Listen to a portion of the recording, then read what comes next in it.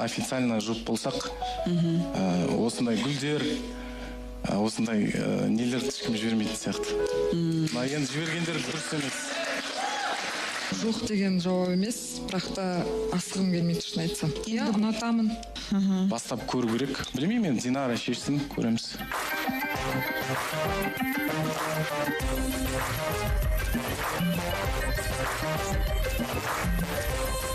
Жігітті танимын, иә. Неге келмей жүр? Және де ол туралы мен исламға да айтқам. Енді бір шешімге келдік, Динара екеуміз. Бірақ енді Динарамен сөйлестік, мен Динараға айттым, сен өзің шеш дедім. Өйткені таңдау керек, или былай болу керек. Динара тек қана дос ретінде араласам деді ол жігітпен. Айтып кетейін, ол кісі менімен жұмыс жасайды. Сондықтан дос ретінде енді басқа амалым жоқ. Жұп ретінде ара қатынасыңды исламмен жалғастырасың. Әрине. Ол кісімен тек қана дос, әріптес ретінде. Иә.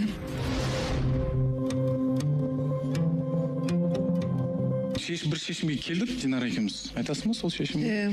Айтпайсың мен соны мағына. Негізі шындықты айтатын кез келген шығар Динара.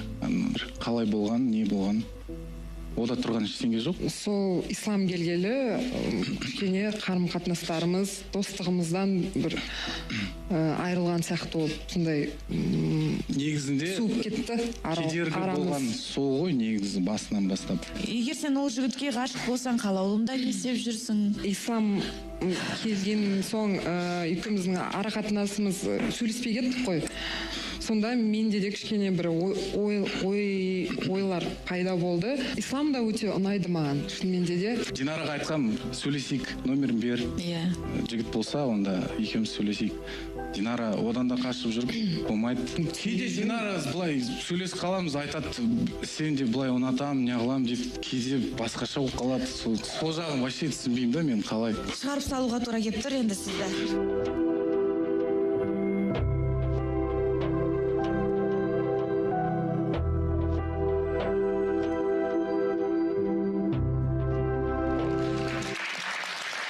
Әңгімені қазір бастаймыз. Динара, дайын шығарсың, Әрине дайын. Бірақ әуелі мені бір сұрақ мазалап тұр. Диана, Динараға қанша үміткер келді бүгінгі таңға дейін? Жоқ, енді Динараны әлі қарап үлгермедім.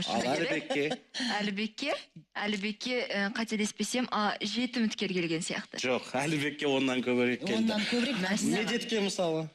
Медет студияда тұр, мүмкін медет жоқ, негізі маған бір қызы ғой келді де, құрметті сарапшылар. Мен қай жерге апарып жатқан шақкерім, ешқай қатысушының қанша үміткері бар екенін білмейді, бірақ Мәдиді кім біледі? Жоқ, енді Мәдидің бұл күндерге келетін білгеннен кейін мен зерттеп отырмын ғой. Дайындалып келді ғой.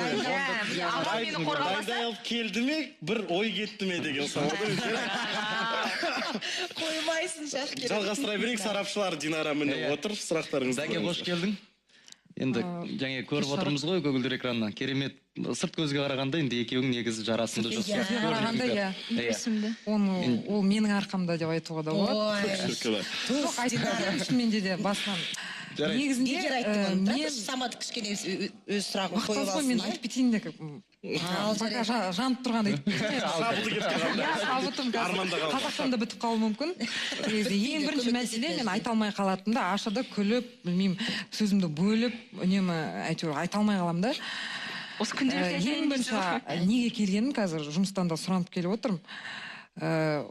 Ол көрермендер маған жаман пікір жазған, аузына келген, осы Динара үндемейді-ау деп жаман шошқа деді. Түрімнен кетіп әйтеуір. Енді шошқа, там жаман пікірлер жазып отыр. Негізінде исламмен мен негізі исламға ренжіп келіп отырмын. Біріншіден, өйткені сол күннің алдында біз екеуміз сөйлестік қой. Екеуміз кәдімгі жақсылап келісіп келгенбіз, позор болмай, ұрыспай, жақсы етіп.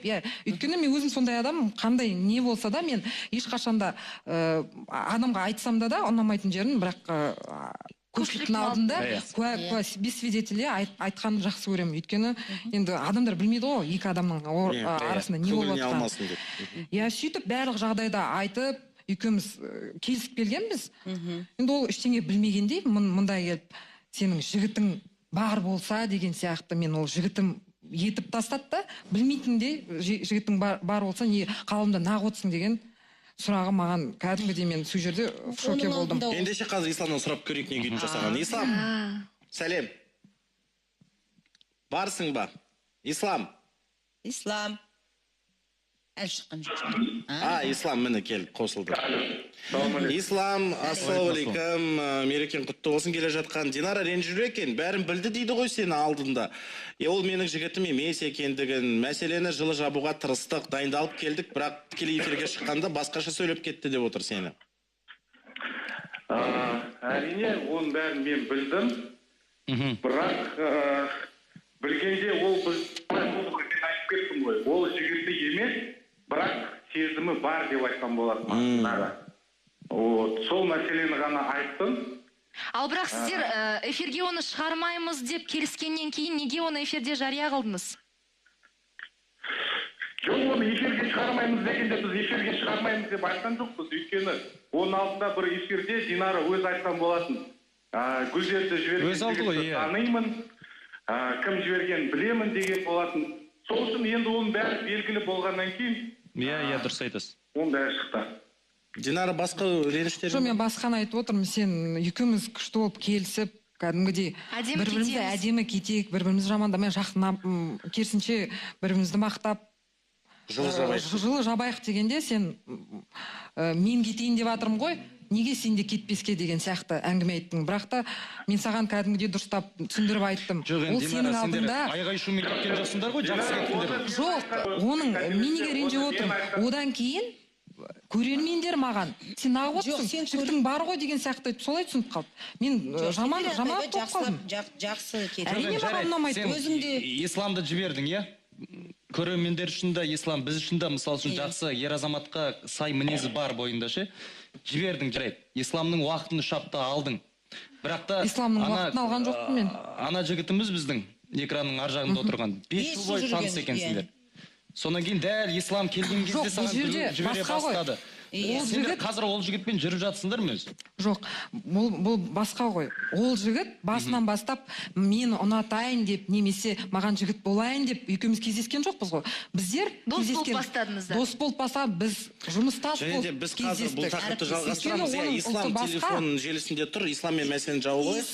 Исламға сенің ренішің осындай пікір қалыптасып қалды деді, дейсің, бірақ бұл пікірді негізі аш айтқан еді. Сен егер басқа жігітің болса, қалауымда неғып отырсың деп. Қателеспесем, ислам айтқан жоқ. Ислам айтты, мен таңғалып отырмын деді ғой.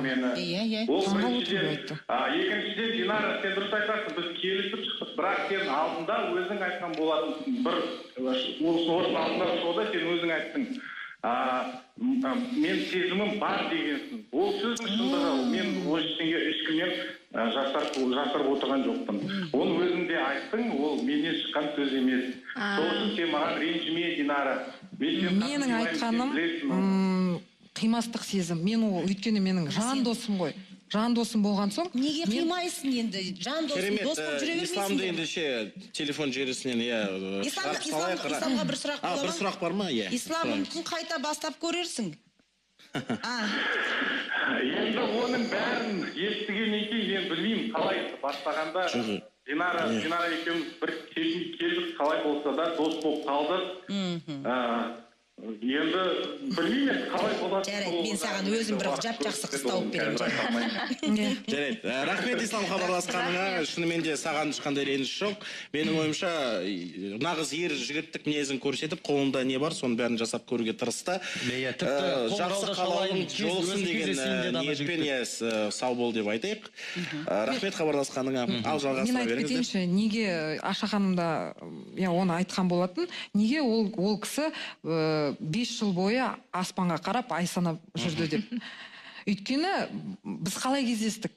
Біздер жұмыста кездестік. Ол кезде тіпті мен өзім 22 жаста ма сол топқа кішкентай қыз, мен ол кезде көз қарасында басқа болатын. Ол кезде ол саған ғашық болған жоқ, Ол кезде ғашық болған жоқ. Қазір ғашық болды. Сол ислам келген кезде ғана ғашық. Ол кезде мен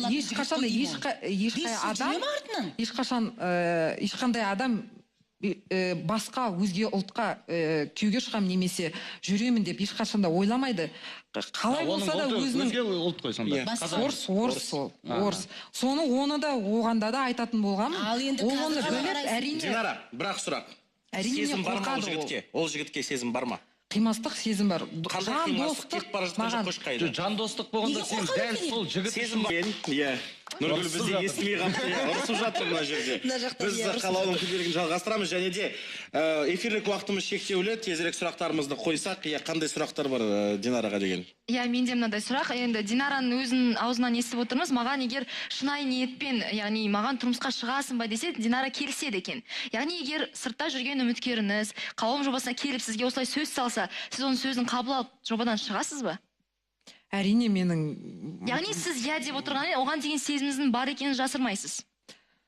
Менің қазіргі жағдайым, менің қазіргі осы жасым, ондай адамның... Таңдап отыруға мүмкіндік бермейді дейсің, е? Таңдап емес, адамның түріне қарап емес, ұлтына қарамай. Ұлтына қарайтындай емес, кәдімгідей маған сезімнің көзқарасы, көңіліне қарау керек. Отношениесін сондай қарайды. Үміткерді күтеміз. Мәселе онда емес, мәселе махаббат деген дінге де, тілге де, ұлтқа да ештеңеге қарамайды, ол бәрі түсінікті. Бірақ та исламды сен дәл сол экранның ар жақтағы адам үшін қайтардың ғой, мысалы үшін. Ол үшін емес. Себеп сол болды ғой. Айтқым келгенде ол үшін емес. Басында ана өтіп кеткен бағдарламада басында айтып бастағанмын негізінде, бірақ та мен исламды жаман жағын айтқым келген жоқ, өйткені біз екеуміз. Жоқ, оны айт деп экранда Қандай жаман жағы бар? Мен оған максималдық түрде жұмсақ айтқым келді да, мен оған солай жеткізгім келді. Жаман жағын айтпайсың ба исламның?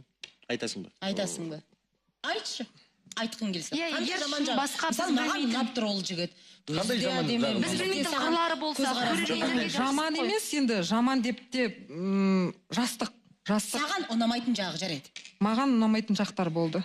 Біреу жарайды, аха. Жас мәселесі. Жас мәселесі болғанда, Сенен кіші ма сонда? маған қайтсам болады. Саған. Айта бер. Маған менің түріме қарап, бұл негіз қалауымды қарамай мен түріме қарап келген ғой. Сен сонда Наоми Кэмпбелсің, иә? Жоқ, басқаша айтайыншы. Маған былай айтқан бір сөз бар. Мен ешқашанда сенің артыңнан жүргенде ешқашанда ешкімнің артынан жүріп көрген жоқпын дейді. Ол мақтанғысы келген, ол мақтанатын зат емес. Болсын, жаман болсын, жобадан кетті ғой, үміткер болып. Сондай жарайды, мынандай сұрақ қойыңызшы. Мен оны былайтып итерген сайын ол маған жоқ, қалай бұл маған қарамайды, мені қалай қарата алмайды, намыстанып. Әр еркек сондай. Ең басты сұрақ, көрермен қазір неге қоймады деп кетіп қалар, е? Қашан келеді жасырын үміткерің? Алексей аты кім еді? Алексей шақыруымызды қабылдады ма? Естіді ме? Әрине ол естіді. Мен оған... Ислам сияқты келуге батыл жете ма, қалай ойлайсың? Жететін сияқты. Келем деді ме? Келем деп айтты. Менің ойымша... Одан кейін қалауың қазақша жоба ғой. Ол үміткерімізге қазақшаны үйрет аласыз ба? Үйрет алады. Бірге жүріп үйренеміз. Ол өзі де үйреніп жүрген шығар, өйткені жобаға келем депті. Құрметті көрермен, ең бастысы біз осы мәселенің жауабын таптық. Ендеше үміткерді Алексейді күтеміз. Мәди тақырыбы өкінішке қарай толықтай жабылмады. Бүгінге қалаулым күнделігін аяқтауға мәжбүрміз. Бізден кейін Еуразия бірінші арнасында главные новости бағдарламасы. Хош сау болыңыздар, келесі аптада жүздескенше. Сау болыңыздар.